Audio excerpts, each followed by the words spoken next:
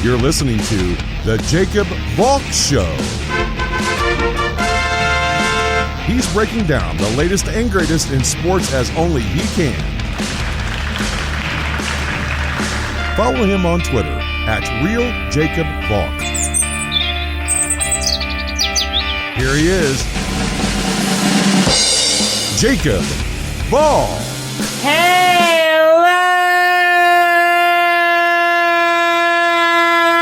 sports fans! Welcome to another edition of the Jacob Valk Show. I am Jacob Valk, and yesterday was an interesting day in hockey. Each game featured one team thoroughly outplaying the other team. There were really no great games, with the exception of Maple Leafs Blue Jackets. That game was evenly matched right down to the bitter end. I mean, it's funny, I was watching the end of it with my dad, and midway through overtime, he said, I think the Maple Leafs are going to win this game. And then, 5 minutes later, Pierre-Luc Dubois gets the hat trick. So, that game was evenly matched. But every other game was a thrashing. Very, very tough to get into hockey yesterday. But I am going to talk about the games. I'm going to preview the 6 games today. And I'm actually going to talk about an NHL extension. Someone was signed to an extension. It's not an earth-shattering name or anything, but it's worth touching on. I'll start with Canucks Wild. The Canucks destroyed the Wild in this game. They have solved Alex Stalock. Okay, I can say that with confidence. Stalock in Game 1 played great. Looked like the second coming of Martin Brodeur. But I think he's been figured out. Pedersen, Besser, Roussel, Hughes, they have figured this guy out. I think the Wild just got lucky in Game 1. I mean, sometimes that happens. Beginner's luck is a thing. No one knows how you're going to play in the playoffs, so it's hard to prepare for you. And in the first game, you ball out. But after that, you've got to show that you have some other tricks in the playbook. It's like an NFL quarterback. The second that you get film on a quarterback, that quarterback needs to broaden his horizons. He can't go back to the same thing over and over again. Can he have some old reliables? Absolutely. But he's got to continually improve his game. It's the same thing for NHL goalies. Anyone can be great on any given day. Sometimes you just run into someone who was eating his Wheaties that day, an angel was rubbing his shoulders, whatever. And that's what happened in Game 1. The Canucks have made Stalock look terrible. But don't think that I'm going to let the Wild offense get off the hook. And I say the word offense in air quotes, because they have had no offense to speak of. The guys who they need to have contributing are not contributing. They've gotten production from Kevin Fiala and Luke Cunnin. That's it. Alright, good for those guys. Seriously, good for Jared Spurgeon also. But where's Parise? Where's Suter? Where's Stahl? Where's Zuccarello? The Wild are getting nothing from their high-priced guys. That doesn't work. You need your stars to show up in the playoffs. It is very rare, if not impossible, for you to be a star on a team and no show in the playoffs and win the Stanley Cup. That doesn't work. I'll go back to the New York Islanders with Alexei Yashin and all the terrible playoff games he had. Alex Ovechkin in the playoffs for the longest time had moments where you wanted to strangle him.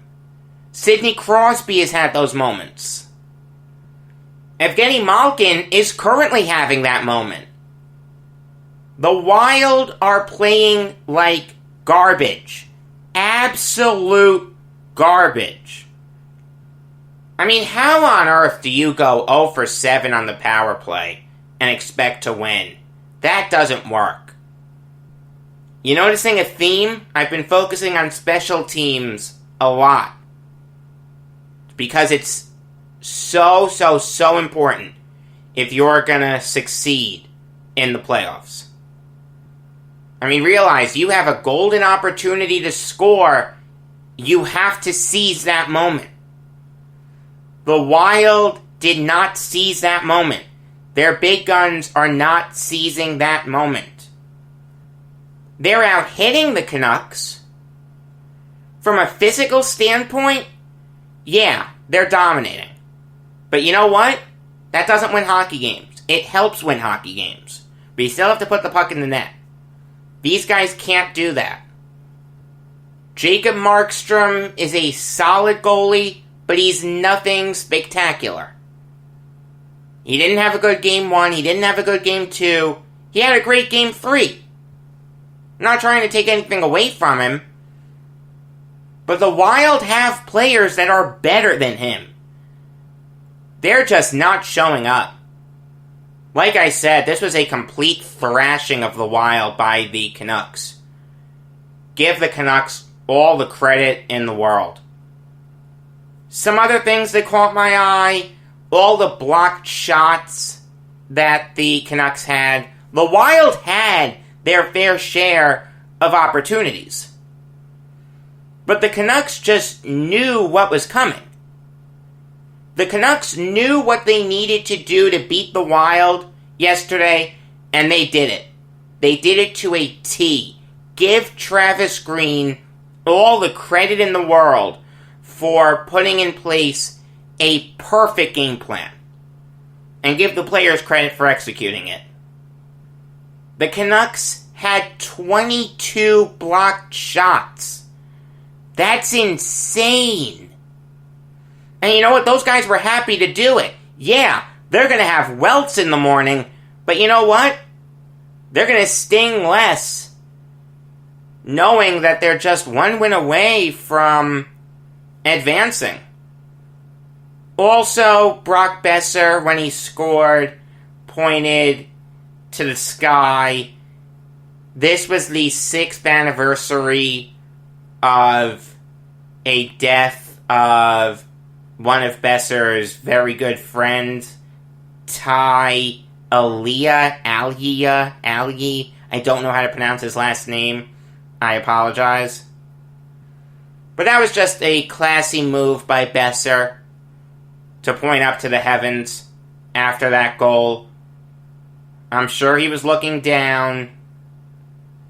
I'm sure he saw it. Very classy move by Besser.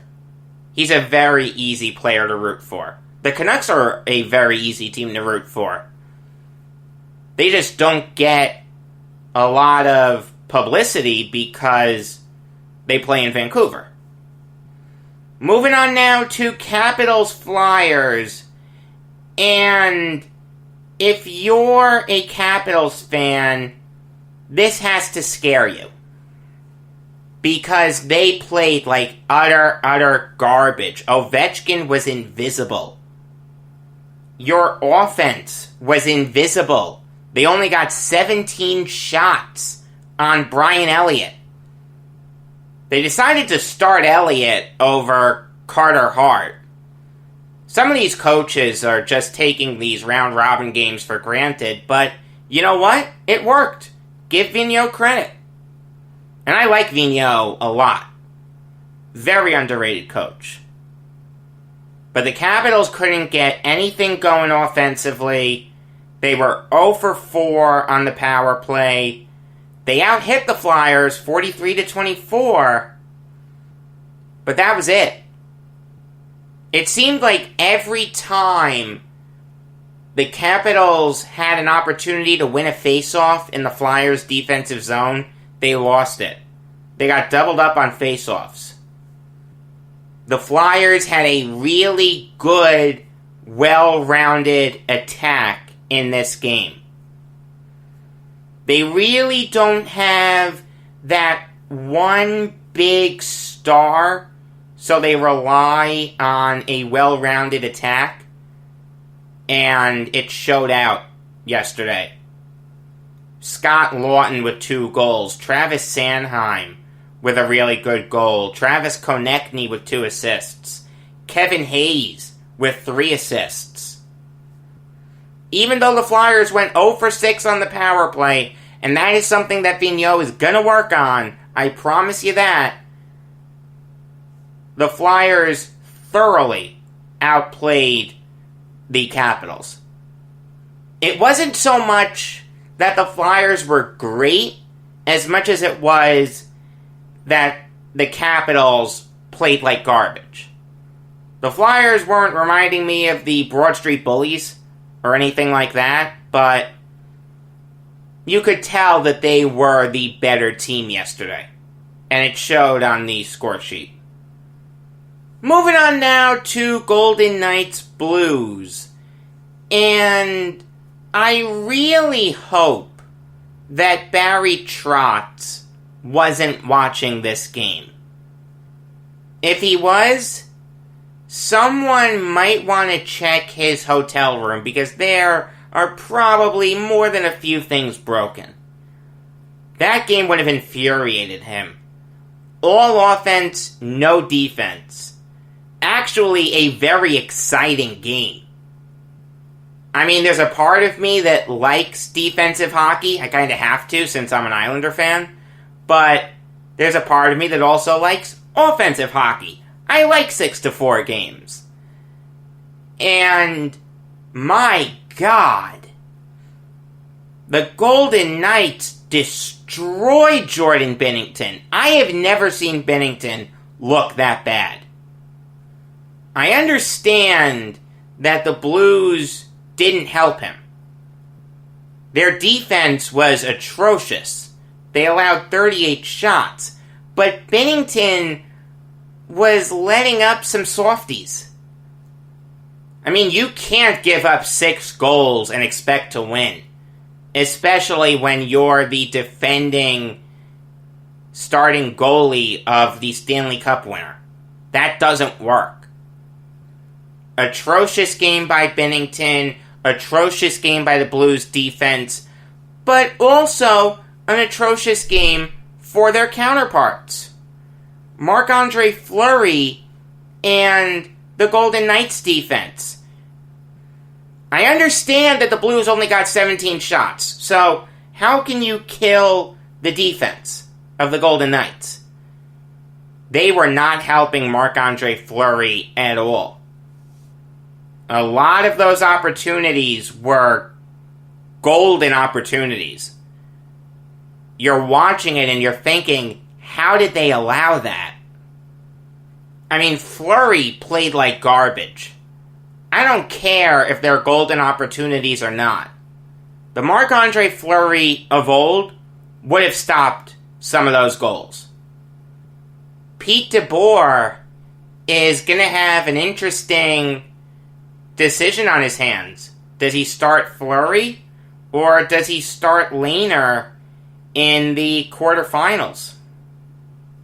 Fleury has been more of their go-to goalie, but after that performance, how can you confidently start him? What I would do if I was DeBoer is start him against the Avalanche. If Fleury lays an egg in that game, start Lehner. But if he plays well, start Fleury. I don't mind that. Anyone can have an off day. I'll give Fleury the benefit of the doubt. He's earned it. And he's still got the win. The Golden Knights' offense was sensational in this game. I mean, there's no other word for it. Alex Tuch with 2 goals. Shea Theodore with 2 goals. Mark Stone with 2 points. Nick Cousins with 2 points. They got production up and down the lineup. Be happy that you got that, but be upset that you didn't get anything from your defense, and very little from your goalie. There's stuff to work on if you're DeBoer. Moving on now to Maple Leafs Blue Jackets. A really even game, but that's only in the grand scheme of things, because for the first and second periods, the Leafs were by far and away the better team. And if you were watching that game, you were thinking to yourself, once they were up 3-0, okay, that's it. Maple Leafs are going to run away with this game. Game 1 was a fluke. Order will be restored. But John Tortorella proved why he's one of the best coaches in the NHL. He knew to give Korpisalo the hook. There are some coaches that would have stuck with him. This is my guy, this is my starter, I'm going to ride or die with him. But Tortorella could sense the momentum swinging in the Maple Leafs' favor. So he went with Elvis Merzlikins. And Merzlikins was incredible. Stopped 21 shots. In overtime, he was standing on his head. And in the third period, Tortorella made some adjustments to help the Blue Jackets tie the game. A lot of it was him going with his bell cow guy, Pierre-Luc Dubois. I've said this before. Sometimes you need a player who's just going to take over the game. The guy who you can count on when you need a clutch goal, or 2, or 3. And Dubois did that. I mean, if you have a hat trick, you're doing something right. This was probably the best game I've ever seen Dubois play. And now the Leafs are in trouble. Their defense was horrific. Frederik Andersen had to stand on his head. He made 39 saves. I mean, same old with the Maple Leafs. Bad defense. But their big guns really didn't show up. Matthews had a second assist. John Tavares didn't get on the score sheet. Tyson Barrie didn't get on the score sheet. Morgan Riley didn't get on the score sheet. Sheldon Keefe is a really good head coach, but he is getting outcoached like crazy by Tortorella. It reminds me of the Super Bowl with the Rams and the Patriots. You got the young hotshot coach in McVay getting outcoached by the wily veteran Belichick. Sheldon Keefe is a young hotshot head coach himself. He's getting outcoached by the wily veteran in Tortorella. The Maple Leafs didn't play bad. They dominated the first half of the game, but they got complacent. They allowed the Blue Jackets to climb back into the game. I mean, you can't blow a 3-goal lead in the playoffs. That's inexcusable. I maybe Stan Fischler was right in saying that the 3-goal lead is the most dangerous lead in all of hockey. It was like as soon as Robertson scored that goal, the Leafs just went on autopilot. And just one more thing before I move on. I really want to talk about how the Blue Jackets got in position to get the game-winning goal in overtime. Alexander Texier, I think is how he pronounces it, was able to poke-check the puck loose from John Tavares. And then Texier slid the puck to Dubois. Dubois got all alone on a breakaway, and he beat Frederik Andersen. It was really nice to see Tavares give up that turnover that ultimately led to the Maple Leafs losing.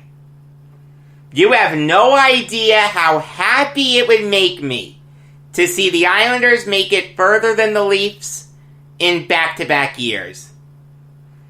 In fact, the Islanders can make it further than the Leafs in every single year that John Tavares is there. I mean, I don't begrudge him for leaving, I've said that before, but it would be nice to twist the knife a little bit. If Tavares really wanted to win, he should have just stuck with the Islanders. The final game yesterday was Flames-Jets. You had a feeling that this was how that game was gonna unfold. I give Beaulieu credit for fighting Milan Lucic right off the opening face-off, trying to set the tempo, get his team into the game, but Beaulieu lost the fight, and it was all downhill from there for the Jets. Although I will say this, Milan Lucic handled that really well. He could have seriously hurt Beaulieu in that fight. He didn't. Yes, Lucic won the fight, but that could have been a knockout, you know, like an old school Mike Tyson knockout. Lucic didn't do that. Good job by Lucic. There is a code among the tough guys in the NHL. The game is better when the players police themselves. But right after that, it was all downhill. Dylan Dubé scoring a goal less than 4 minutes into the game. And then with 0.7 of a second left, Sam Bennett makes it 2-0 Flames.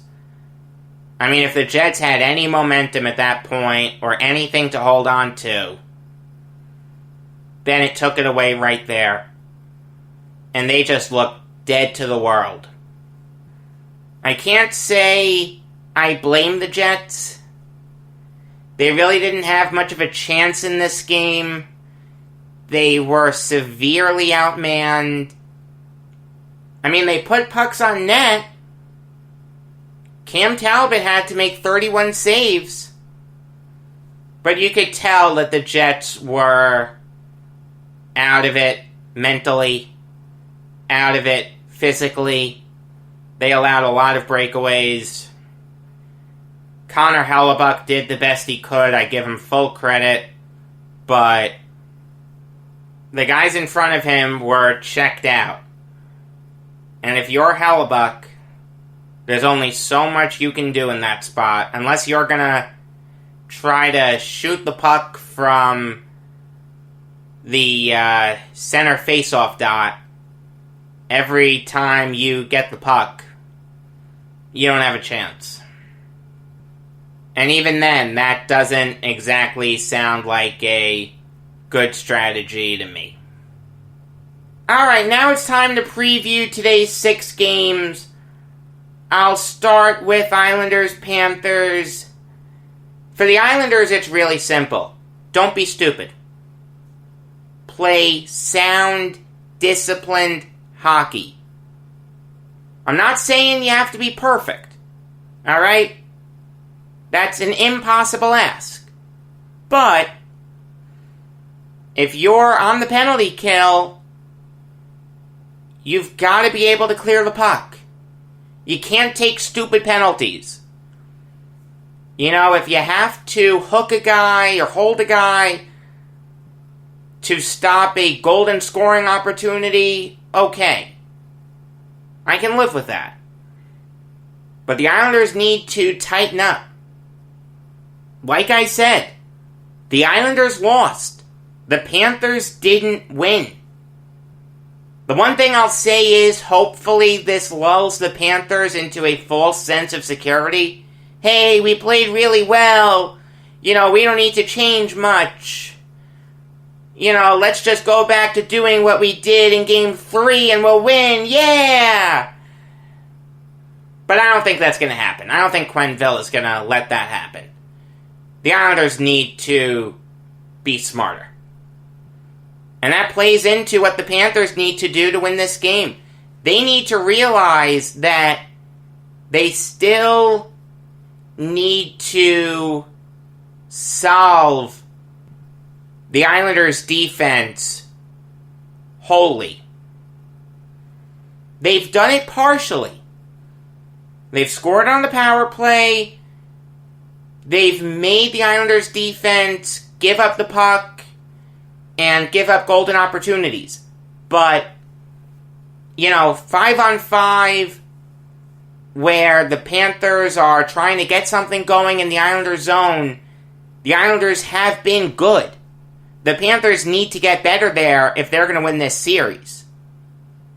They can't wait for the Islanders to make mistakes. They have to seize the moment and push the issue. Try to win this series. Don't wait for the Islanders to lose it. Moving on now to Predators Coyotes. And for the Predators, it's really simple. Go back to what worked in Game 2. You dominated in face-offs. You out-hit them. You actually outshot them. Which is saying something, because in the first period, you were outshot 14-5. Now, granted, 2 of those 5 shots found the back of the net. But still, you only get 5 shots on net in 1 period, and you still win the shots battle. That's pretty impressive. Part of that was because the Predators clamped down defensively. They need to get off to an early lead. That's the thing. They're not good when playing from behind.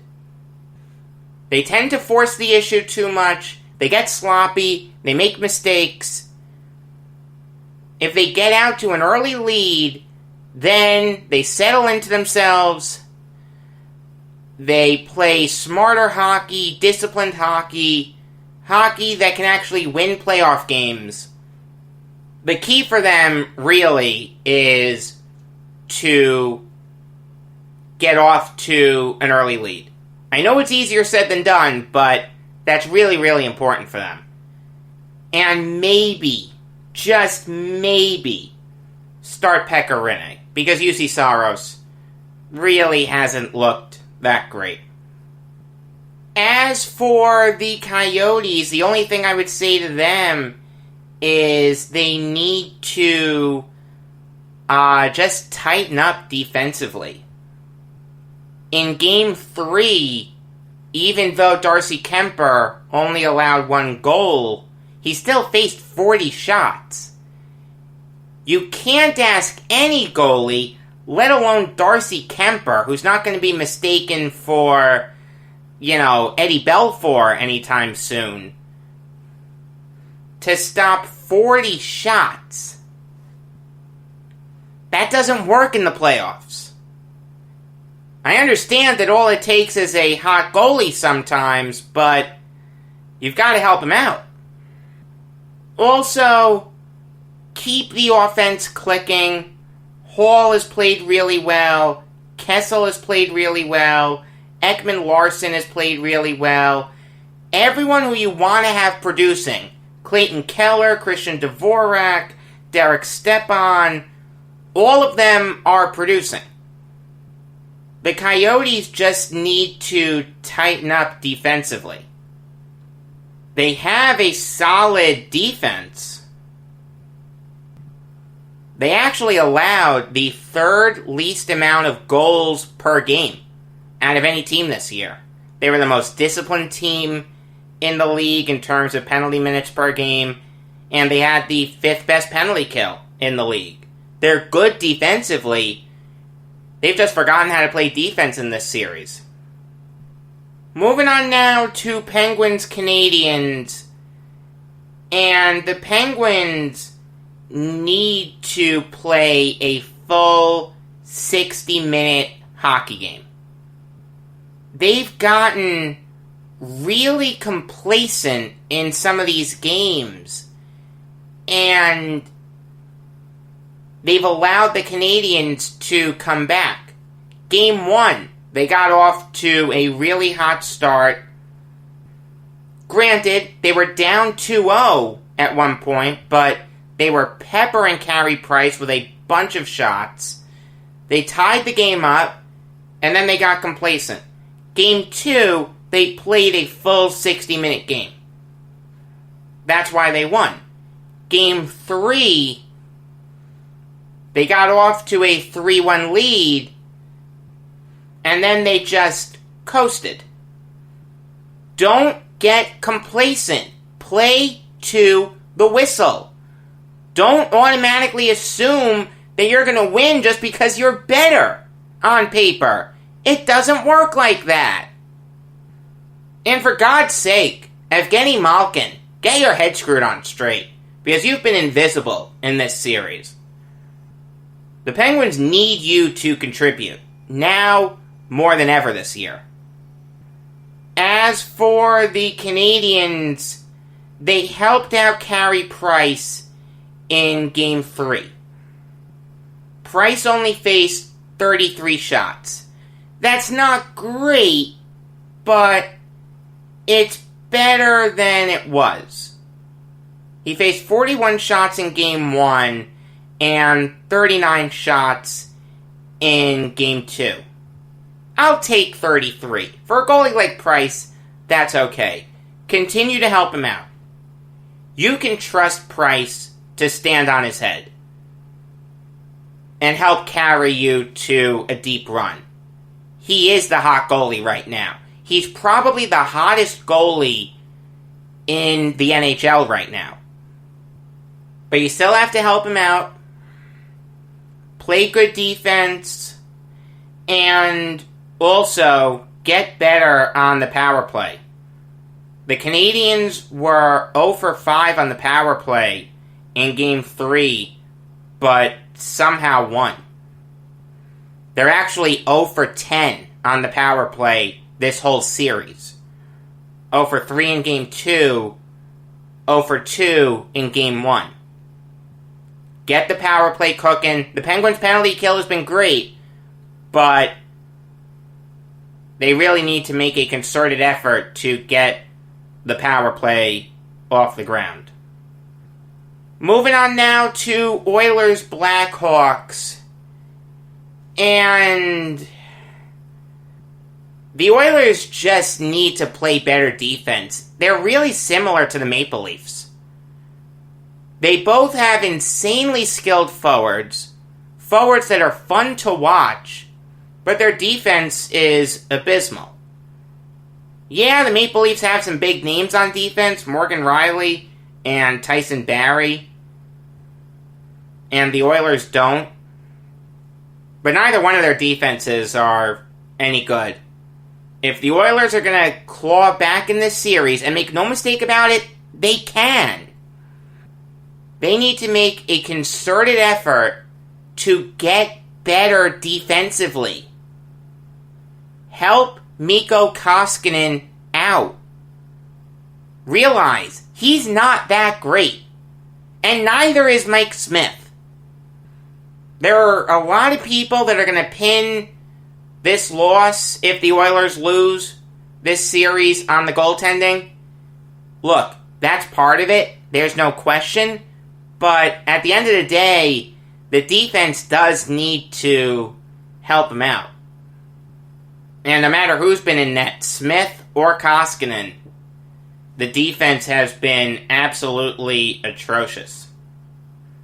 As for the Blackhawks, the number one thing that they need to do is keep the pressure up.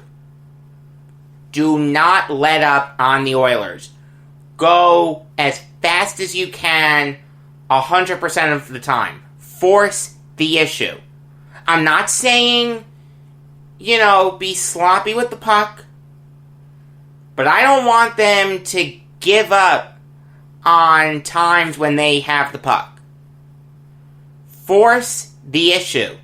Make the defense stop you. Make the goalie stop you. No neutral zone turnovers. Just dump and chase. Get a strong forecheck going.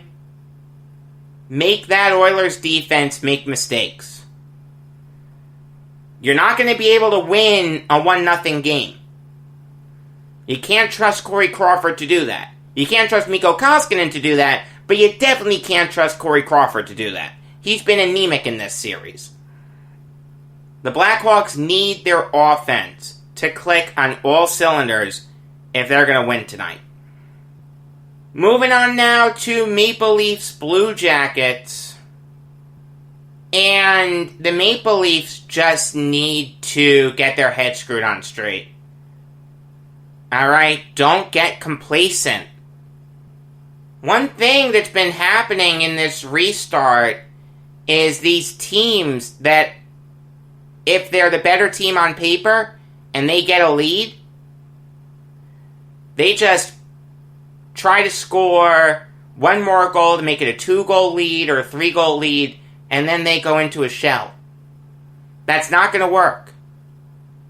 The Maple Leafs need to keep pressing the issue.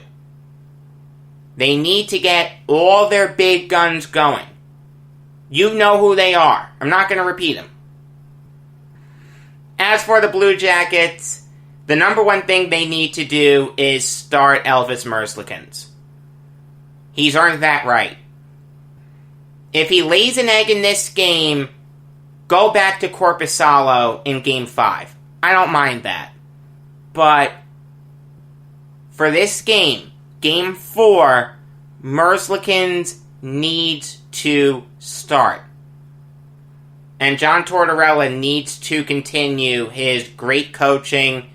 Pierre-Luc Dubois needs to keep up his great play. I know that's a tough ask because he's not a fantastic player. He's really, really good. I don't know if I'd call him great. But he's the seminal reason that they won yesterday. I think he needs to be the Blue Jackets' either best or second best player behind Merzlikins if they're going to win this game tonight.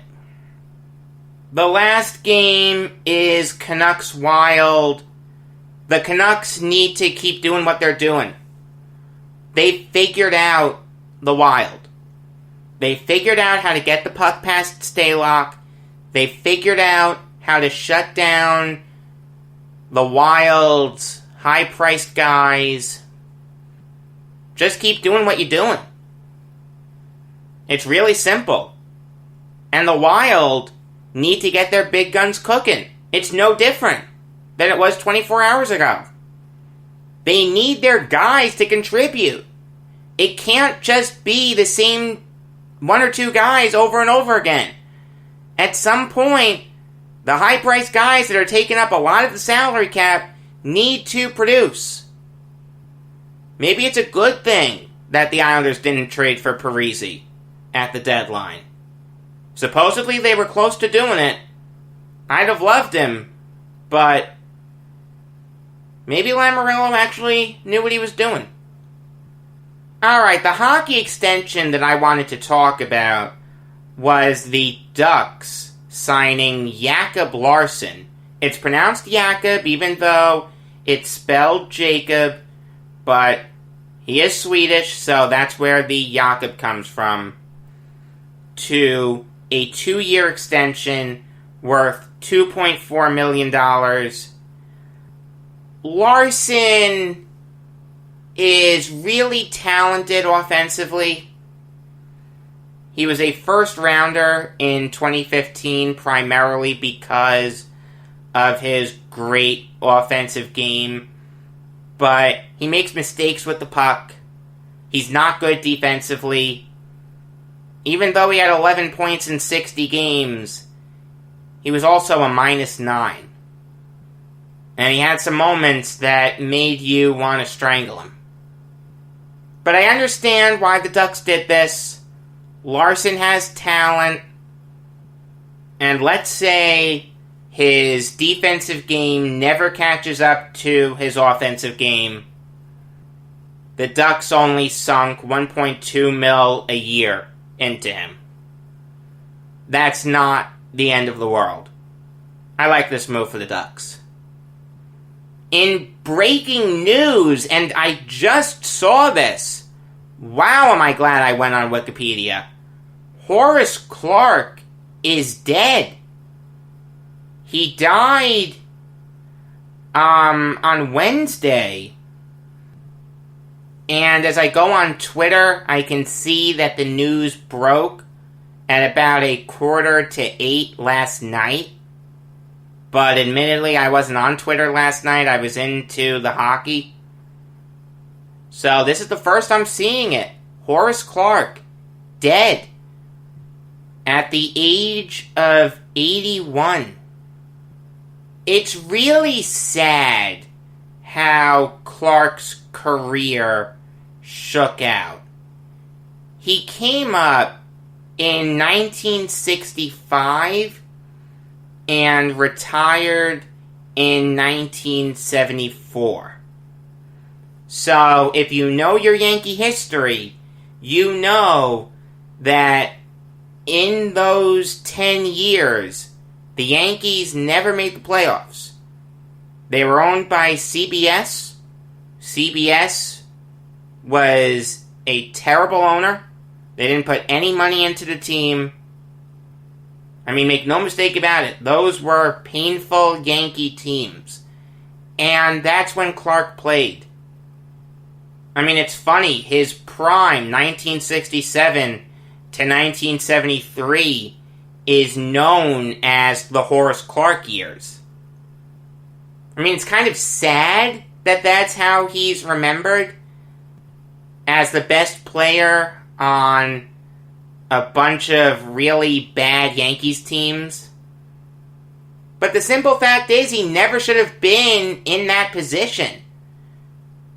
No one ever said that Horace Clarke could be the best player on a World Series winning team. He was best suited as a guy who would hit like 7th in the lineup, play really good defense. Clarke was a really good defender. And he'd hit about 260. Wouldn't give you a lot of home runs. Probably not a lot of RBIs. But he'd hold his own. Instead of being used in that role, he was primarily a leadoff hitter. Horace Clarke never should have been a leadoff hitter. He had okay speed. 4 years he had at least 20 steals. But he didn't get on base a lot, didn't draw a lot of walks, and didn't hit for a high average. I understand that you want your leadoff hitter to be fast, but you also want them to be able to get on base, whether it's via a hit or a walk. Clarke never should have been leading off, but that was the hand that he was dealt. I mean, again, Ralph Houck had no choice. Those were abysmal Yankees teams. Clarke was really, really durable. When he got the starting second baseman job after Bobby Richardson retired in 1967, he played over 140 games in every year up to and including 1973. 2 years he led the American League in at-bats. 1 year he led the majors in at-bats. And in 1970, he did something that only Joe Mauer has done since. He broke up 3 no-hitters in the 9th inning. Jim Rooker's on June 4th, Sonny Siebert's on June 19th, and Joe Niekro's on July 2nd. All 3 of them were denied no-hitters in the 9th inning because of Horace Clarke. He had been sick for a while. I don't remember if I ever met him. I'm sure I did at least once. I mean, hey, he has an era of Yankee baseball named after him. There are very few players that can say that. I mean, granted, those years were mediocre. Clarke never made the playoffs. 64, the Yankees lost in the World Series. He came up in 65. In 74, he was traded to the Padres for cash considerations. He retired after that, but then in 1976, the Yankees would get swept by the Reds in the World Series.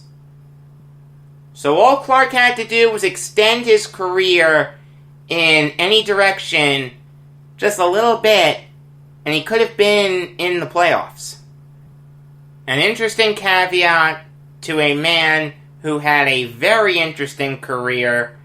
May he rest in peace. On Monday, I don't know what you're going to get. Seriously, I have no idea. The qualifying round will be over.